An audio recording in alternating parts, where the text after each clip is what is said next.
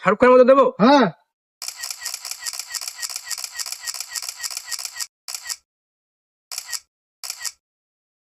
আরে তুমি পোজ দিতে থাকো।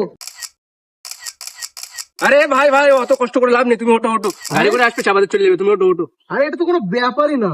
ওটো ওটো। ফটো তোলা তুমি দেখেছো কি? কই ফটোগুলো দেখি কিরকম ফটো তুলে, তুমি যেরকম ভাবে ফটো তুললে ওরকম ভাবে কেউ আমার ফটো তুলে দেয়? দেবে না, তোকে পারবে না এমন ভাবে তুলতে।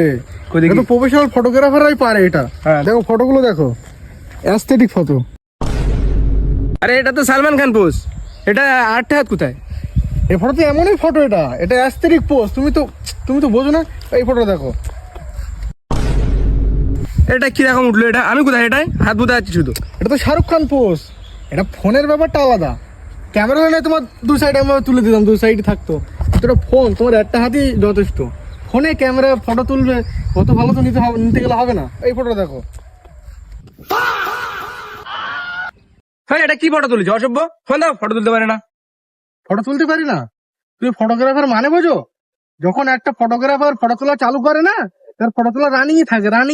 তার মধ্যে তুমি যদি হাত দাও, এটা আমার, দ্যাটস নট আওয়ার গালতি, দিস ইওর গালতি।